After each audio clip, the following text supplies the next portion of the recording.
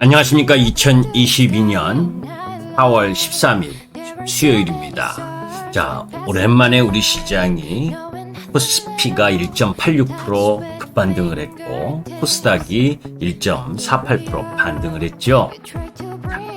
여러분들은 이미 알고 계셨잖아요. 그죠?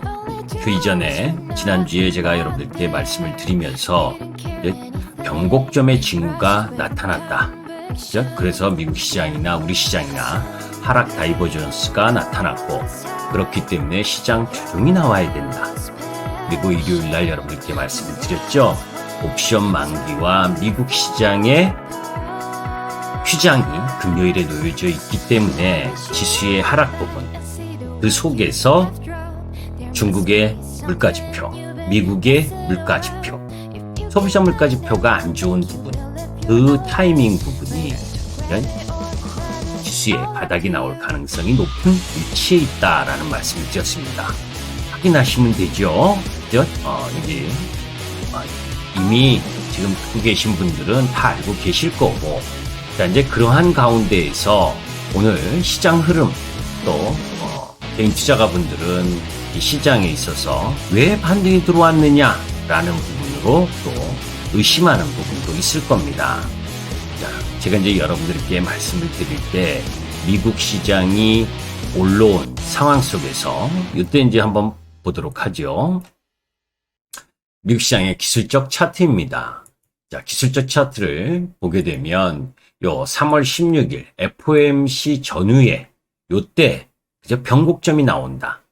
금리 인상 실시하면서 급반등으로 올라왔잖아요. 이게 15%의 급반등을 보여준 겁니다. 이 자리에서. 그죠? 그리고 나서 이 가열차게 급반등하는 타이밍에 지난주 수요일 날 FOMC 의사록이 공개가 되는데 그 전날 브레너드 연준 부의장이 강력한 매파적 발언을 하면서 음봉을 맞고 쓰러지는 모습을 보여줬죠. 그 이전에 이미 기술적 지표로는 하락 다이버전스가 발생을 했다.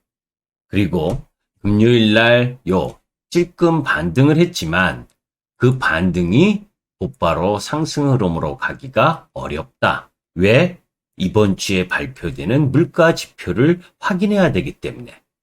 그런데 미국 시장이 어제 음봉이 나왔습니다. 당연하죠. 그죠? 아침에 갭상승을 무리하게 떴잖아요. 지금 모습을 보게 되면 미국 시장이 급하게 반등한 이후에 이 15% 반등, 그리고 여기에 3분의 2의 조정을 보이는 자리 13,250, 요 위치가 어느 위치냐? 1월 28일 날 형성되었었던 요 저점 부분 위치하고 비슷한, 그죠? 그 라인 부분이라면 매수에 임해도 되는 위치다. 이게 시황을 통해서 여러분들께 이미 말씀드린 내용이잖아요. 그러니까 미국 시장이 음봉을 맞았는데 음봉 맞은 그럼 이유가 뭐냐? 우리가 한번 살펴볼 필요가 있습니다. 어떤 거예요? 이미 중국의 3월 생산자 물가지수가 8.3%로 고공행진한다는 것을 보여줬죠. 그죠? 예상치가 7.9%인데 8.3%니까 중국의 생산자 물가지수는 세계 인플레이션을 수출하는 부분이에요. 왜? 세계 상품 수출에서 중국 비중이 14.7%니까 중국의 생산자 물가지수 PPI가 뛰면 소비국가인 미국의 소비자 물가지수, 이게 올라갈 것이라는 걸 알고 있거든요. 그런데 중국 생산자 물가지수를 보게 되면 전년 동월 대비 지금 6개월째 조금 쉬지만 내려오고 있는 모습을 보여주고 있잖아요. 그죠? 13.5%에서 8.3%로 내려오고 있는 상황. 그런데 중국은 기가 막힙니다. 왜?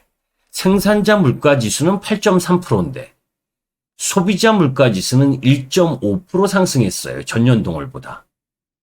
그죠? 그건 뭐예요? 가격을, 그죠? 이 생산자 물가지수 오른 폭만큼을 소비자 물가의 지수에 전이하지 못했다는 거죠. 가격 전이를 못했다는 거예요. 왜? 중국은 공산국가잖아요. 그러니까 가격을 통제하니까 있을 수 있는 일인 겁니다. 자, 거기에 중국이 월요일 날 저렇게 발표했으니 미국 시장이 월요일 오후 떨어지는 건 당연한 거고. 그죠? 그래서 미국 시장이 개파락이 나왔고, 그런 가운데에서 미국의 소비자 물가 지수가 어제 발표가 됐죠. 전년 동월 대비 8.5%, 전망치 8.4%에서 거의 부합하는 수준에 나왔고, 그런 가운데에서 변동성이 높은 식음료와 에너지 부분 물가를 제거한 근원 CPI, 이 부분은 월간 상승률이 0.3%에 그치면서 예상치 0.5%보다 좋게 나왔거든요. 전체적으로는 인플레이션 우려가 엄청난 건 맞아요, 미국 시장. 그래서 여러분들께 이야기했잖아요. 뭐를? 상반기 내내 미국 시장은 매파적인 이야기를 할 거다. 그래서 5월 FOMC 회의, 그리고 7월 FOMC 회의 연달아서 0.5bp 인상할 수 있다라고 하는 시장의 우려 부분들이 진행되고 있는 상황이잖아요. 자, 그러면 여러분들 그거 이미 예상했잖아요, 지난주에. 그래서 여러분들께 이번 상승 반등 이후에 다시 한번 떨어지는 자리, 이번 주 화요일 수요일엔 매수 포인트로 잡으셔야 된다. 설령 더 밀리더라도. 자, 그런데 우리 시장은 옵션 만기가 놓여져 있습니다. 내일. 그죠? 내일 옵션 만기. 그리고 금통위가 있어요. 우리나라 물가도 4.1%대 10년 만에 높단 말이에요. 그 속에서 한국은행이 14일 금융통화위원회 부분에 기준금리를 인상할 거냐 동결할 거냐 팽팽합니다. 여기가 인상되면 또 시장은 일정 정도 부담을 느끼겠죠. 그죠? 그런데 제 개인적인 생각은 이번에는 인상보단 인상할 것이다 라고 이야기하는 강력한 인플레이션 우려를 이야기하는 수순에 갈 가능성이 높다라는 촉입니다. 자, 오죽했으면 스리랑카, 그죠? 관광산업의 주인 스리랑카가 일시적 디폴트를 선언했습니다. 이 이야기, 스리랑카 중요하지 않은 나라라고 하면 좀 너무하고, 이제 경제 규모가 작은 나라이고 후진국이잖아요. 한마디로 이야기하면. 이런 나라들은, 그러니까 전 세계적으로 이 인플레이션 우려가 엄청나다는 반증이지요. 그래서 일시적 디폴트를 선언했다라고 하는 부분, 이런 부분들은 계속해서 시장에 여러분들 뇌리 속에 부담 요인으로 작용하는 그런 효과를 가져올 겁니다. 자, 그런 가운데에서 내일 옵션 만기와 그리고 금통위 우리나라 부분이 끝나면 북한의 태양절 도발 가능성이 또 노출되는 흐름을 갖겠죠. 왜냐하면 김정은 집권 10년 차에 4월 15일이 태양절 110번째 김일성 생일, 그 속에서 무력 도발 가능성, 경계감, 이 부분은 그렇게 크다고 보지는 않아요. 왜냐하면 미국 핵 추진 항공모함 에이브러햄 링컨호가 오늘 동해에 진입했다고 하죠. 그죠? 2017년 11월 이후 4년 5개월 만이라고 하는데 고강도 압박, 이 부분이 진행되는 거니까 그렇게 크게 보지는 않고, 자, 그런 가운데에서 저는 지난주에도 말씀드렸지만 2분기 중 물가 정점 통과 가능성이 높다라는 이야기를 했었죠.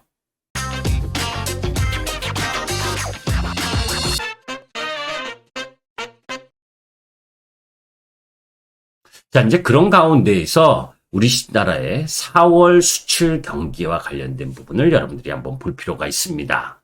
자, 먼저 오른쪽 차트를 보게 되면 1월 달에 47억 3,400만 달러의 무역수지 적자였어요. 그러다가 2월 달에 흑자 전환을 했죠. 3월 달에 1억 4천만 달러 무역 적자였습니다. 그런데 지금, 그죠? 35억 1,800만 달러. 그죠? 무역 적자가 지금 발생을 하고 있습니다. 자, 이제 이 부분은 조금 부담스럽죠, 그죠? 그 요인이 원자재, 유가의 상승, 뭐 여러분들이 다 알고 계시잖아요. 그죠? 자, 이제 그런 가운데에서 지금 이 무역수지 적자 요 부분 속에서 또 우려스러운 건 홍콩이 우리나라의 이제 그 수출 규모의 4위 국가입니다. 대홍콩 수출 증가율이 마이너스 39.9%. 이제 4월 1일부터 이제 10일 요 사이에 이제 그만큼 이제 급격하게 줄었다는 거예요. 왜냐하면 중국, 홍콩, 중국은 마이너스 3.4%인데 중국이나 홍콩이 지금 코로나 봉쇄 이 부분 때문에 거기에 수출 부분이 자유롭지 못하다는 걸 이야기하는 거잖아요. 그런데 문제는 4월 중하순 수출 경기가 낙관적이지 못하다라고 하는 부분입니다. 이런 부분들은 좀 우려스러운 부분이에요. 자, 그런 가운데에서 더욱이 무역 수지가 4월 달에 규모가 좀 커질 수 있는 부분은 4월은 배당금, 송금 시즌입니다. 4월 경상수지는 당연히 적자를 보일 가능성이 크겠죠. 우리나라 외인들 배당 받으면 다 본국으로 보내잖아요. 송금하잖아요. 그죠? 그러니까 결국 중국의 상하이 봉쇄가 장기화되면 중국과 홍콩 수출에 차질이 생긴다라고 하는 부분. 그러니까 수출 국가인 부분에서 대중국 수출의 영향권을 가진 섹터들은 다소 부담 요인인 건 분명하죠. 그런데 어제, 그죠? 그나마 상하이 부분에 있어서 43% 정도 봉쇄를 해소했죠. 그죠? 그 부분은 뭐냐? 너무 제로 코로나로 크게 붙들고 있으면 중국 역시 경기에 대한 부담을 느끼기 때문에 고육지책이었죠. 자, 이제 그런 가운데에서 올해 한국 성장률, 이 전망치 부분을 보게 되면 IMF나 한국은행이나 또 아세안 플러스 3 거시경제조사기구 이 부분 전부 다 우리나라 성장률을 3% 이하로 지금 하향 조정하고 있는 중이에요. 경기 둔화하는 속에서 물가 상승, 이 이야기가 계속 시장을 지배하니까 사실 시장이 상당히 부담스러운 건 맞는 요인입니다. 자, 그런 가운데 그러면 이렇게 얘기하면 나쁜 부분만 볼 거냐? 아니다는 거예요. 그래서 주가가 약세를 보였잖아요.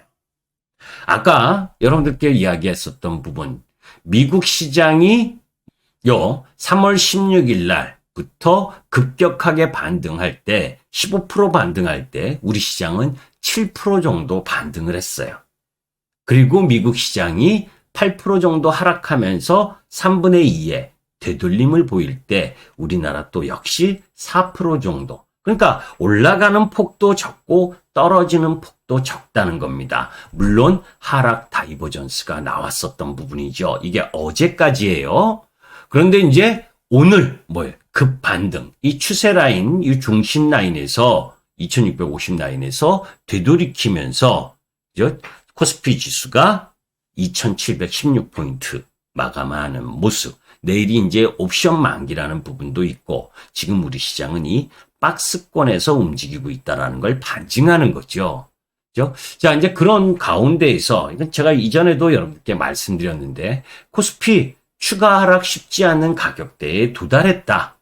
그죠? 1월 말 기준 PBR 1배가 2600포인트 수준이다. 그죠? 그래서 1월 28일 날 2598포인트를 찍었던 거 아닙니까? 그죠? 지금 전체적으로 보면 LG전자, 삼성전자 실적 발표했을 때 양호하게 나왔죠. 그죠?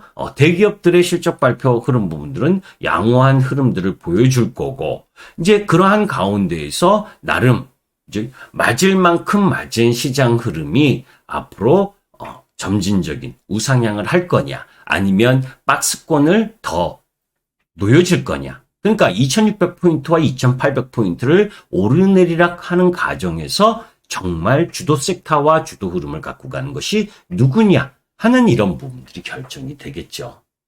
그죠? 그 외에 주도 섹터와 관련된 그리고 의미 있는 반전의 흐름들을 보여주고 있는 종목과 관련된 내용. 그죠? 오늘 실질적으로 보게 되면 종목 부분에 있어서 여러분들께 특징주라고 볼 수 있는 종목 부분들을 보게 되면 에그플레이션과 연관되어 있는 남해화학이 그죠? 급등하는 모습을 보여줬죠. 그죠? 뭐 에그플레이션과 관련돼서 비료 가격 그리고 그와 관련된 부분은 그 이전 영상에 에그플레이션과 관련된 김기수 돌직 타이밍에 있잖아요. 그죠? 그리고 이제 오늘은 뭐예요? 조선주가 센 모습을 보여줬습니다. 한국조선해양을 비롯해서 뭐예요? 대부분 상승하는 모습을 보여줬죠. 현대중공업도 마찬가지고 그리고 현대중공업 부분 그리고 또 소형 철강주들 이런 부분들은 사실 천연가스 가격이 지금 계속 오르고 있는 거 여러분들 알고 계시잖아요. 그죠? 그 속에서 그 천연가스를 수송할 조선주 그죠? LNG선 이런 것이 필요로 하다라는 흐름들 속에서 오늘 섹터 부분이 상승을 했고 또 거기에 세아제강 그죠? 지금 세아제강인데 세아제강 조금 이 중소형 철강 부분에 있어서 이 천연가스를 파이프라인을 건설해서 보내야 될 거 아닙니까? 거기에 이제 강관이 필요로 하다. 이런 흐름들 속에서 세아제강을 비롯해서 강관주들, 소형 철강주들이 센 흐름을 보여준 상황이고 또 어제 미국 시장에서 사실은 어제 그저께부터 나온 부분인데 러시아가 생화학 무기를 사용했다. 이런 흐름들 때문에 한국 항공우주라든지 그제 이렇게 방산 쪽 라인 부분들 LIG 넥스원 이런 종목 부분들이 또 이 반등하는 형태를 보여줬는데 사실 러시아와 우크라이나의 이 싸움 저는 개인적으로 5월 초 정도에는 좀 휴전을 했으면 좋겠다. 그죠? 제2차 세계대전 승전 기념일인 5월 9일을 전후로 해서 좀 협상이 되지 않겠냐라고 했는데 협상 될 것처럼 하는데 또 지금은 전쟁 리스크가 또 더 커진 상황이죠. 그죠?